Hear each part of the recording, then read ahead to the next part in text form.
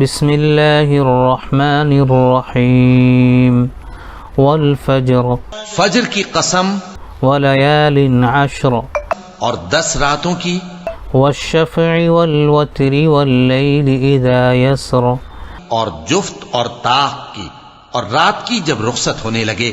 هل فی ذلک قسم لذی حجر اور بے شک یہ چیزیں عقل مندوں کے نزدیک قسم کھانے کے لائق ہیں، اس بات پر کہ کافروں کو ضرور عذاب ہوگا۔ الم تر کیف فعل ربک بعاد کیا تم نے نہیں دیکھا کہ تمہارے پروردگار نے قوم عاد کے ساتھ کیا کیا؟ ارم ذات العماد جو ارم کہلاتے تھے، دراز قد مانند ستونوں کے، التي لم يخلق مثلها في البلاد کہ تمام ملک میں ایسے پیدا نہیں ہوئے تھے۔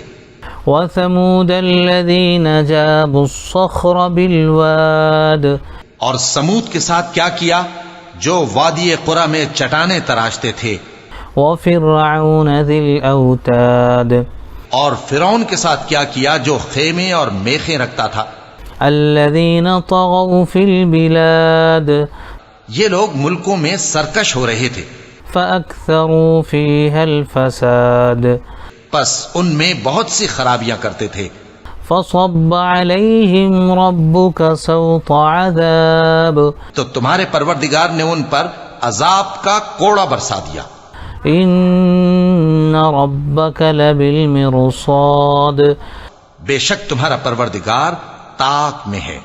فأما الإنسان إذا ما ابتلاه ربه فأكرمه ونعمه فيقول ربي أكرمن مگر انسان عجیب مخلوق ہے کہ جب اس کا پروردگار اس کو آزماتا ہے کہ اسے عزت دیتا اور نعمت بخشتا ہے تو کہتا ہے کہ میرے پروردگار نے مجھے عزت بخشی۔ وَأَمَّا إِذَا مَا ابْتَلَاهُ فَقَدَرَ عَلَيْهِ رِزْقَهُ فَيَقُولُ رَبِّي أَهَانَنِ اور جب دوسری طرح آزماتا ہے کہ اس پر روزی تنگ کر دیتا ہے تو کہتا ہے کہ میرے پروردگار نے مجھے ذلیل کیا۔ كَلَّا بَل لَّا تُكْرِمُونَ الْيَتِيمَ یوں نہیں بلکہ تم لوگ یتیم کی خاطر نہیں کرتے۔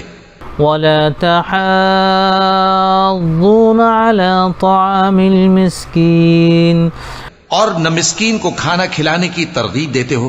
وتأكلون التراث أكلا لما اور میراث کے مال کو سمیٹ کر کھا جاتے ہو۔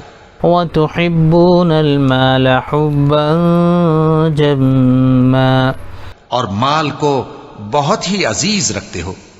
كلا إذا دكت الأرض دكا دكا وجاء ربك والملك صفا صفا یوں نہیں جب زمین کوٹ کوٹ کر برابر کر دی جائے گی اور تمہارا پروردگار جلوہ فرما ہوگا۔ وجيء يومئذ بجهنم يومئذ يتذكر الإنسان وأنى له الذكرى اور فرشتے قطار در قطار آ جائیں گے اور دوزخ اس دن سامنے لائی جائے گی تو انسان اس دن سوچے گا، مگر اب سوچنے سے اسے فائدہ کہاں مل سکے گا۔ يقول يا ليتني قدمت لحياتي کہے گا کاش میں نے اپنی اس زندگی کے لیے کچھ آگے بھیجا ہوتا۔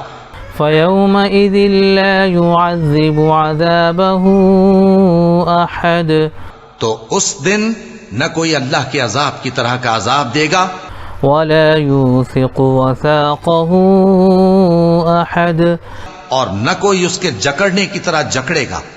يا أيتها النفس المطمئنة اے اطمینان والی جان، ارجعي إلى ربك راضية مرضية اپنے پروردگار کی طرف لوٹ چل، تو اس سے راضی وہ تجھ سے راضی۔